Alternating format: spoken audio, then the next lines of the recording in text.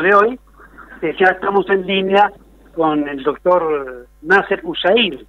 Nasser Hussair, un abogado del foro, pero fundamentalmente un abogado que siempre se ha preocupado y ocupado de hacer de la abogacía un verdadero servicio, y un estudioso de esto, ¿no? En muchos temas, porque también se adentró en la política, pero acá lo importante es saludarlo. ¿Qué tal, Nasser? Hola, Carlos. Buenas tardes a la audiencia. Bueno, creo que no comparto esas palabras tuyas en cuanto a un estudioso. Creo que trato de hacer lo posible para mejorar esta profesión, pero no sé si llego a ser tan estudioso. Por definición, el abogado, para ser abogado tienes que estudiar, así que sí, ha llegado a eso, y además sos estudioso en las causas que te ha tocado actuar, y justamente te quiero preguntar sobre una de ellas, que es la que tiene que ver con las expropiaciones, que eso ha seguido adelante. Seguramente tenés para resumir algo sobre eso, ¿no? Bueno, yo en entrevistas anteriores, en tus programas, pero una vez expliqué bien en qué consistía este juicio, porque la opinión pública tiene una campana que a veces entiendo que está mal interpretada o manipulada por ciertos medios de San Juan, medios de prensa, ¿no? Que responden a intereses, lógicamente, del Estado. Eso ya lo sabemos. Sí. Lo real, en este momento, estamos en un receso, se comienza nuevamente con las audiencias ahora los primeros días de marzo, pero lo más importante, creo, de todo esto, la mayoría de los testigos ofrecidos por Fiscalía y por la parte querellante, que es la que representa a la provincia de San Juan, han dejado relatos fructíferos y beneficiosos para los imputados. Increíblemente lo que te estoy diciendo. Porque, por ejemplo, el tema de tasaciones, han pasado ya testigos calificados que son ingenieros, que son actualmente peritos de la provincia de San Juan, que concretamente de Fiscalía de Estado, trabajan para ellos, como otros funcionarios más, y todos en sus declaraciones primero han relatado que la forma de tasar las propiedades es o por metro cuadrado o por hectárea. ¿Bien? Que no nos olvidemos que todo esto que te voy a relatar es parte de la acusación fiscal que imputa los delitos a Grafiño y a los demás imputados, que en total son 14. Otro elemento muy importante que ha quedado en claro es que las propiedades, digamos terrenos a expropiar en su momento, se debían pagar a valor real y actual, que es una de las irregularidades que según consta en la denuncia contra las personas que fueron imputadas. Entonces, entre una de las tantas cosas como los métodos de tasación, es algo muy técnico, no sería conveniente que me exprese mucho sobre eso porque son cuestiones muy técnicas, ¿no? Pero lo real de esto es que coincide el testimonio de estos funcionarios del Estado con la forma que se tasaron las propiedades que ahora están siendo objeto de este juicio por delitos cometidos. Entonces yo me pregunto, si los mismos testigos de ellos nos están dando la razón a las personas que están imputadas, que las tasaciones se hizo acorde a la ley, ¿dónde están los delitos? Eso es lo que no entiendo a esta altura del proceso que estamos, ¿no? Claro, es una tremenda contradicción. Además, si se han hecho las cosas bien, esta causa ha echado un juez como Macchi, por ejemplo. Ya lo ha sacado del tablero. Y además es un hombre que también estuvo en un juicio político, pero dentro del tema de las expropiaciones. No de fue destituido por el tema de las expropiaciones. Claro. No nos olvidemos. Pero por supuesto. Bien, entonces creo que es muy importante el desarrollo de este juicio y lo que está sucediendo a esta altura del juicio, donde se está probando a ciencia cierta que las irregularidades, los delitos cometidos por varios de los imputados no eran tales, no son delitos, sino que se tasaron y se llevó a cabo un proceso de expropiación como indica la normativa legal vigente para esto, ¿no? Que la ley de expropiación. Y en perjuicio de ello, los intereses, que muchas veces se habla que eran intereses exorbitantes, en cualquier juicio, Carlos, eso es muy importante que lo sepa la gente, se aplica la tasa activa judicial para los juicios, ¿no? Que desde el momento que se produce el hecho, en este caso, del momento que se expropió, se aplica una tasa diferencial, porque así lo marcaba la ley de convertibilidad de la UTRAL, que hasta el 91 se aplicaba una tasa que era mucho más baja que la tasa activa judicial, que por ejemplo hoy es del 6% mensual, la tasa activa judicial. Bien, es por ley, esto no es algo que uno pueda entender que se aplica o no, no, es una ley. Luego de eso se aplicaba una tasa del 8% anual desde el año 91 para adelante hasta el momento del proceso cuando se iniciaba, y de ahí la tasa activa judicial. Entonces, las supuestas irregularidades hasta en los intereses, no es tal, porque en cualquier juicio, vuelvo a decir, se tiene que pagar los intereses. Cuando vos te demandan, o sos el que demandás, vos reclamás un capital más los intereses, la depreciación que se llama del dinero por el paso o el transcurso del tiempo. Sin perjuicio de eso, yo entiendo que a esta altura el Estado sanjuanino en gastos de este juicio lleva más plata gastada que en realidad lo que pagó o se intentaba pagar por el proceso expropiatorio. Es algo contradictorio, ¿no? Haber movido un aparato tan grande judicial con todo el gasto que eso conlleva, desde asesores por parte del Estado, abocados a este juicio, todo eso lleva, no sé si nos ponemos a hacer un balance, qué es lo que ha causado más gasto. Yo te pongo un ejemplo. Se habló porque hay medios que mal informan a la población, que por ejemplo el juicio del Parque de Mayo, que no es el Parque de Mayo, en realidad la expropiación es la parte que ocupaba el Estadio Viejo de San Juan, el Aldo Cantoni, ¿bien? No todo el Parque de Mayo. Ese juicio, hoy actualizado, si se tiene que pagar, que está suspendido hasta la resulta de este proceso penal, no creo que supere los 400 millones de pesos, por ponerte un ejemplo, ¿no? Con los intereses, con todo. Y vos tenés que en una fiesta del sol se gastan 200 millones. Entonces, ¿dónde está? Yo creo que acá hay una paradoja muy grande que hay que analizarla, ¿no? O en eventos, por ejemplo, como la Vuelta a San Juan, se gastan 200 millones. Entonces, ¿dónde está lo desproporcionado? Te estoy poniendo cuestiones comparativas, ¿no?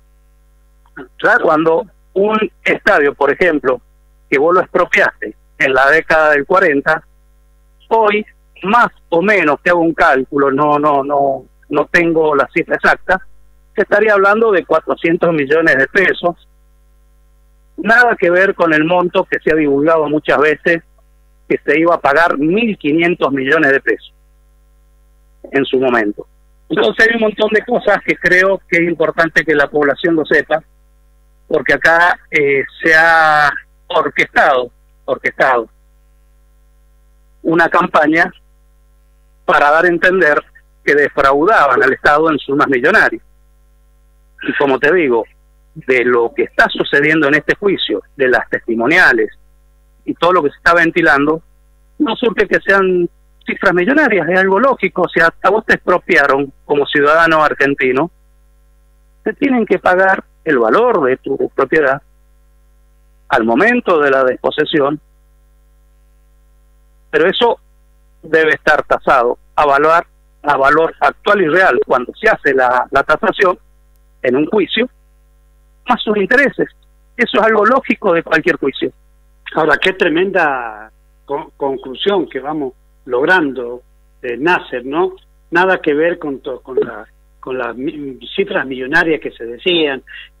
Han hecho creer en una crónica despiadada que estábamos frente a una estafa fenomenal, y acá lo que se estaba haciendo, porque tiene un origen esto, la puesta en escena de este juicio fue un disfraz que se hizo de naturaleza política. Alguna vez lo vamos a tener que contar, pero este es el dato jurídico que está dando vos, prácticamente destroza cualquier inquietud del más ávido de los funcionarios y profesionales del derecho que promovieron, que impulsaron y que naturalmente hoy son testigos que se miran para otro lado seguramente cuando se sabe toda esta verdad.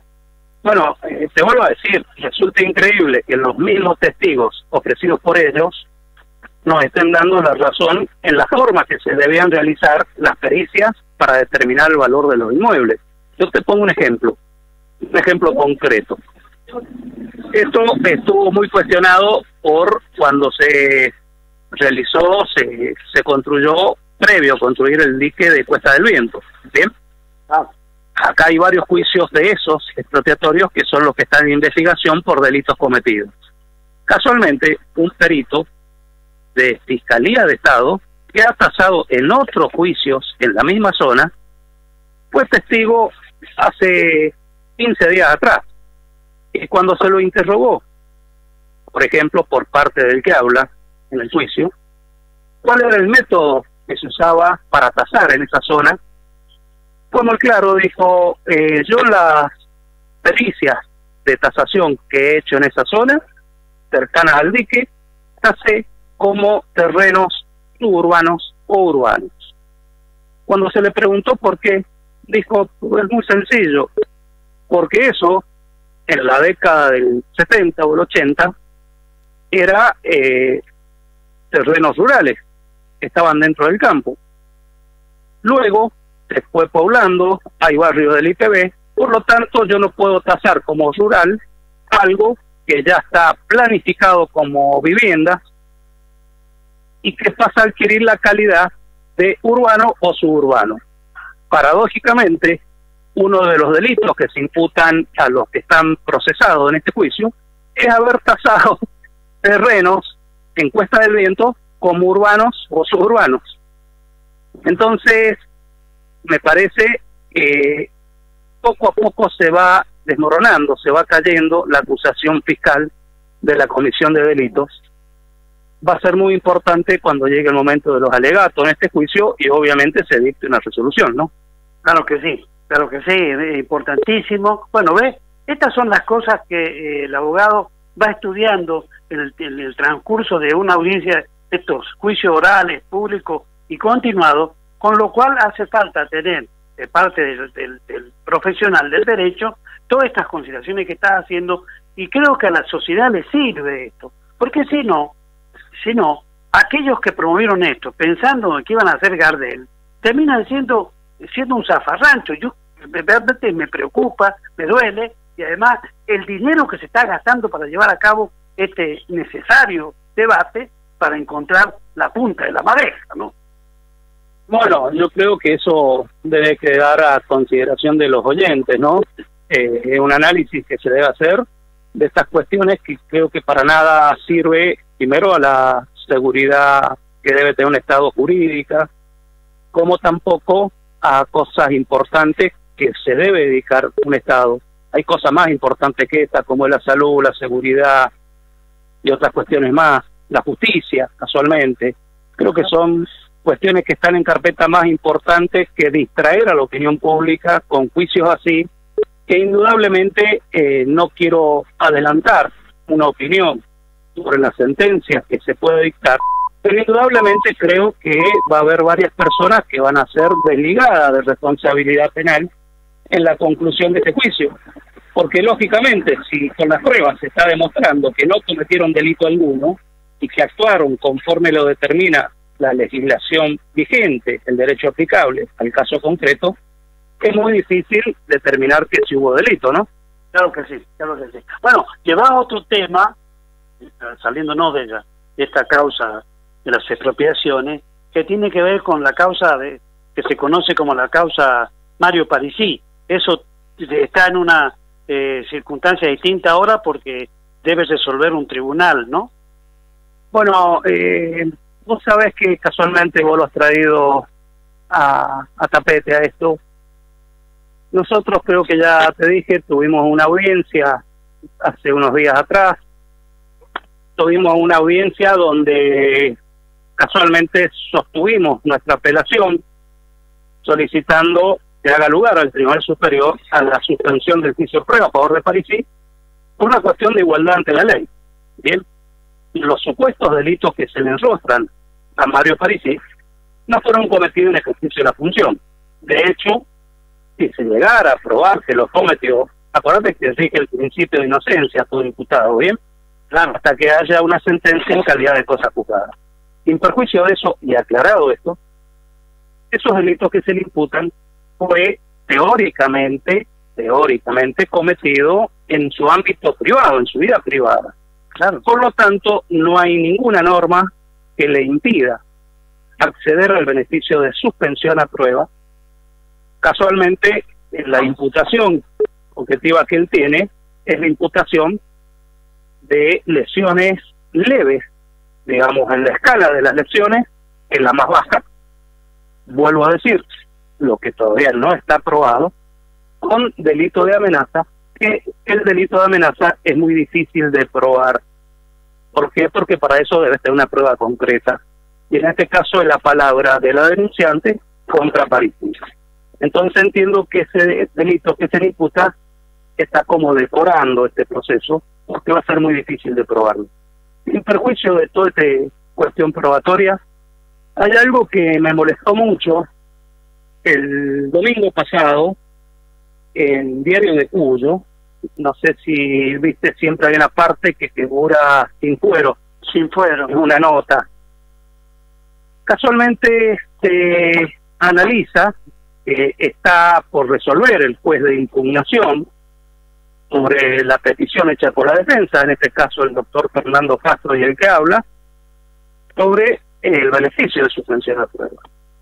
Y dan a entender que en el caso que hiciera lugar, el juez, en este caso el juez de Cámara Penal, podría ser pasible de juicio político, juicio de jury. A los jueces se le hace el juicio de jury cuando vos tenés un rango más alto, por ejemplo, ministros de la Corte o fiscal general, se llama juicio político. A los jueces se les llama juicio de jury. Ese comentario, la verdad, me parece que es una velada amenaza a la independencia de un juez. No sé cuál es el origen o la fuente, pero quien lo haya mandado a escribir está queriendo presionar, torcer la libre convicción y la libertad que tiene un juez para resolver. Es como que le están diciendo a través de un medio, mire, si usted llega a otorgar ese beneficio, le vamos a pedir el jury. Creo que eso es algo gravísimo institucionalmente, gravísimo, porque no se puede presionar a un juez. Un juez debe tener la independencia suficiente para poder resolver las cuestiones sometidas a su estudio. Sin perjuicio de ello, esto demuestra una gravedad institucional muy grande, porque claro, presionar a un juez para que dicte una resolución en determinado sentido es grave, es muy grave. La verdad que nos ha molestado mucho como defensores ver esa especie de nota escrita en forma suspicaz, dando a entender que si se resuelve a favor nuestro, es posible que le inicien un jury, un juicio de destitución. Cuando todos sabemos, hasta el estudiante que empieza el derecho sabe muy bien en sus primeros pasos. En estos casos, así como está planteado esto, siempre está la vía recursiva subsiguientemente, así que actualmente a eso acudimos nosotros, por eso estamos en esta instancia. Claro, estamos en esta instancia y después viene, y si te rechazan, podés ir a la corte. Yo lo único que tengo a esta altura para decir, que sea como fuere que resuelva el juez de Cámara Penal, ya sea a favor de nuestra petición o en contra, ninguna de las dos sentencias puede ser motivo de jury para destituirlo. No, eso es una canallada. Para eso nos queda el mecanismo, como vos dijiste, de ir luego ante la Corte y luego ante la Corte de la Nación. Pero no es causal para pedirle un jury a un juez. Entonces, usar los medios de prensa para que un juez tenga miedo de resolver en determinada forma es violar la independencia de los magistrados del Poder Judicial e intromisión por otros órganos del Estado en el Poder Judicial. Ese es mi único análisis que yo te puedo hacer, y me parece de suma gravedad que se use a los medios de prensa para mandarle mensaje a los jueces cuando están por resolver. Coincido, no, en esto hay que sumarse a esto en el buen sentido. Esperemos que sea la justicia, sin presiones, sin ningún tipo de acciones exógenas, o de esta manera, que un medio de difusión salga a decirle, che, si haces esto, te va a pasar tal cosa. Creo que esto, además... Bueno, pero eso está mandado a escribir en ese medio. Pero no, habría que ver quién es el autor, ¿bien? Bueno, yo tengo mi análisis ya, quién es o quiénes son los autores, pero por una cuestión de prudencia en este momento no quiero expresar. no, está muy bien. Yo, sinceramente, simplemente el solo hecho de analizar una intromisión de esta naturaleza, ya se cae. Es muy grave, Carlos, pero es muy el grave. mensaje que se le ha mandado a través de esa nota al juez que tiene que resolver esta causa. Es gravísimo. Es gravísimo, coincido por eso, pero con la misma prudencia que te manejas vos y que a uno le gusta manejarse, creo que hay que esperar a ver qué hace la justicia y ver... Vamos a esperar y vamos a actuar en consecuencia con la resolución que se dicte. Tal cual. Bueno, no se me vaya si no me dice alguna cuestión, además de ser abogado, de ver todas estas cosas, me tiene que contar un poquito. Usted le ha tocado hacer política. ¿Qué piensa de este momento político? Sin decir, voy a votar por Juan o por Pedro. Bueno, creo que me llamaste a mi cocina, se da cuenta que soy cocinero. Al hablarme de política es algo que yo ya lo traigo impreso en mi persona, ¿sí? Creo que más que lo jurídico. Entiendo que es un momento muy difícil para este país, muy difícil. Estamos en un momento que la gente está desesperanzada, que la gente no cree en nada y que siempre se repiten las mismas figuritas. Y es como un círculo vicioso que nunca deja salir adelante este país. Va a ser muy difícil, lo veo muy difícil. De hecho, sin mencionar en qué parte, hace casualmente el otro fin de semana, me ofrecieron la posibilidad de ser candidato por capital. Acá todo el mundo quiere ser candidato, pero me parece que quiere ser candidato para beneficio propio. Personas que lo único que les interesa es llegar a un cargo público para servirse del cargo público y no para servir a la sociedad, el cual le otorgó el mandato a través del voto popular.